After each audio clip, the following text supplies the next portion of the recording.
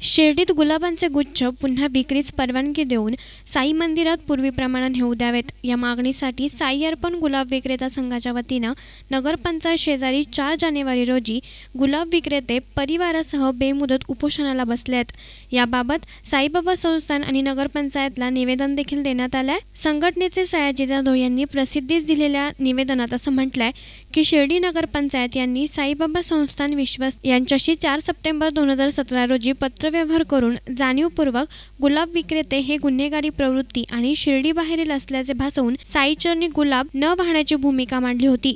त्यानुसार साईबाबा संस्थान विश्वस्त मंडळाने गुलाबाचे गुच्छ मंदिरात आणण्यास बंदीही घातली आहे। साई अर्पण गुलाब फुल विक्रेता संघानं वेळोवेळी शिर्डी नगरपंचायत आणि साईबाबा संस्थान यांना साईबाबांच्या समाधीवर गुलाबाची फुलं वाहण्याच्या भूमिकेवर पुनर्विचार करण्यात यावा व गुलाब विक्री पुन्हा सुरू करावी अशी विनवणीही केली। परंतु या विनंतीपूर्व मागणीला संस्थान आणि नगरपंचायतनं केराची टोपली दाखवली आहे। साई संस्थाने साई मंदिरात गुलाब गुच्छ पूर्वीप्रमाणे नेण्यास परवानगी द्यावी, गुलाब फुल विक्री पुन्हा सुरू करावी या मागणीसाठी नगरपंचायत शेजारी गुलाब फुल विक्रेते कुटुंबासह बेमुदत उपोषणाला बसल्यात। दरम्यान त्यांनी दिलेल्या निवेदनाच्या प्रती या साईबाबा संस्थान, शिर्डी नगरपंचायत आणि शिर्डी पोलीस ठाणे यांना देखील देण्यात आल्या। तसेच या निवेदनांमध्ये काही विशेष मागण्या करण्यात आल्यात, त्या म्हणजे गुलाब विक्रीवरील बंदी त्वरित उठवावी, शिर्डी नगरपंचायत हद्दीतील लावलेले गुलाब बंदीचे बोर्ड हे त्वरित काढावेत, नगरपंचायतने साईबाबा संस्थानला गुलाब चालू करण्याबाबत त्वरित पत्रव्यवहारही करावा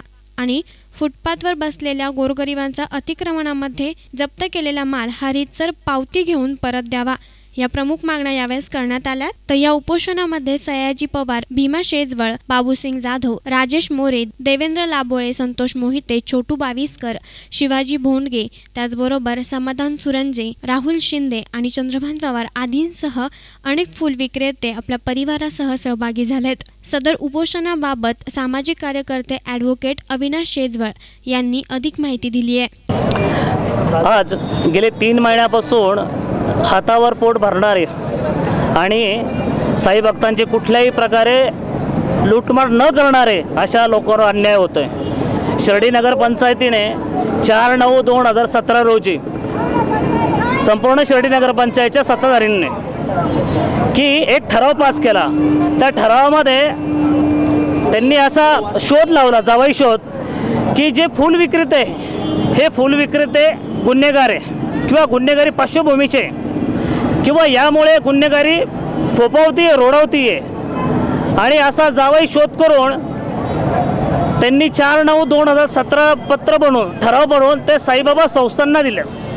साईबाबा संस्थांच्या विश्वस्तांनी यावर विषय विनिमय होऊन 10 सप्टेंबर 2017 रोजी सदरी व्यवसायावर बंदी आणली। पण व्यवसायावर बंदी आणण्यापूर्वी इथे पोट भरणारे किंवा फुल विक्रेते किती आहे, बंद केल्यानंतर यांचा पुनर्वसनचा प्रश्न काय, यांना परत दुसरा रोजगार कसा उपलब्ध होईल अशा कुठल्याही प्रकारचा विचार केला नाही। सरासरी एका बाजूने आणि एका कलाने निर्णय घेतला आणि त्या निर्णयामुळे सगळे बाधित झालेले। त्यामुळे गेले 3 महिन्यापासून कुठल्याही प्रकारचा रोजगार नाही, पुनर्वसन नाही, कुठल्याही प्रकारची शाश्वती नाही आणि आम्ही वेळोवेळी सगळ्यांच्या दारात गेलो, सगळ्यांना विनंती केली की आम्ही लुटारे नाही, आम्ही गुन्हेगार नाही, आम्ही साई भक्तांची प्रामाणिकपणे वागतो, साई भक्तांना 10 रुपयामध्ये फुल विक्री करतो, कुठल्याही प्रकारचं लाखो रुपये किंवा हजारो रुपयाची विक्री करत नाही, अशी आम्ही प्रत्येकाच्या तिथे जाऊन विनवणी केली आणि कोणालाही आमच्या विनवणीची दया आली नाही। गेले 3 महिन्यापासून आम्ही आणि प्रपंच कसा भोगतोय हे आम्हाला माहीत आहे। म्हणून साईबाबांच्या नगरीमध्ये आज निर्णय घेतला मी, सुरेश जारणे असतील आणि इतर टीम असतील, सर्वांनी मिळून जोपर्यंत साईबाबा संस्थांचे कार्यकारी अधिकारी आणि शिर्डी नगरपंचायत अधिकारी अधिकृत आम्हाला पत्र देत नाही, त्या पत्रामध्ये सांगत नाही की आजपासून फुल विक्री चालू, घेतलेला निर्णय रद्द आणि तुमचा पुनर्वसन आम्ही करतोय, तोपर्यंत आम्ही हटणार नाही। तर या प्रसंगी फुल विक्रेत्या महिलांनीही आपल्या प्रतिक्रिया व्यक्त केल्यात।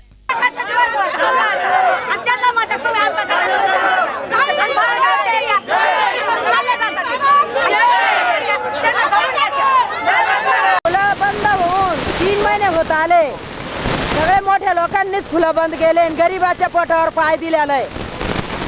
तर आम्ही 3 महिन्यापासून लेकरं बाळ आम्ही सगळे फुलाच्या गुच्छावर 10-10 रुपये आम्ही गोळा करतो मेहनत करून. त्याला पण आम्हाला गरीबाला मनाई केलेली आहे. 3 महिन्यापासून आम्ही फुलं बंद आहे आमचे. कसे तरी जगू राहिलो आम्ही लेकरं बाळा संग. आमची मागणी एवढी की आमचे गुलाब चालू करा. आम्ही मेहनत करून 10-10 रुपये गोळा करतो. आम्ही भीक मागत नाही. आम्ही रात्रंदिवस कष्ट करतो तरी आम्हाला 10-10 रुपये आम्हाला देती नाही बा फुलं विकून. ते पण गोळा करून नाही देऊ राहिले. आमचे शिक्षणवाले पोरं असून तरी पण 10-10 रुपयाचे फुलं विकता कुत्रासारखे. तरी पण ते विकून द्यायना आम्हाला जगून द्यायना. तर आम्हाला काहीतरी पर्याय असेल 20-20 असेल ते आणून पाजून द्या. असे 10-10 रुपये आम्हाला गोळा करून पोटं नाही भरून देऊ राहिले. आम्हाला फुलं चालू करायला पाहिजे. आमच्या फुलांवरच सगळं परपंच आहे अख्ख्या शिर्डीचं. आणि आम्हाला 10-10 रुपये आम्ही फुलं विकून गोळा करतो. लेकरं बाळ पोसतो. त्याच्या शाळा बंद आहे. त्याची फी नाही भरलेली आहे. त्याची काही नाही क्लासचे ट्युशनचे फी नाही भरल्या. पोरं आमच्या घरी आहे. कुठून पोटं भरायचे का फी भरायचे का शाळेत पाठवायचे पोरांना. आम्हाला गुन्हेगार म्हणतात. बाया घरात एक फुल बांधतो कंबर पाठ एक करतात. आणि आमचे शिक्षणवाले पोरं कुत्र्यासारखे फुलं विकतात 10-10 रुपयाला. 100 गिरायकामध्ये एक गिरायक होतं 10 रुपयाचा. आणि उलट आमच्या पोरांना चोर म्हणतात. आणि गुन्हेगारांना ते साथ देतात आणि चांगल्या शिक्षणच्या पोरांना बदनाम करतात. कॅमेरा पर्सन अजिंक्य गोरे, S9 मीडिया, शिर्डी.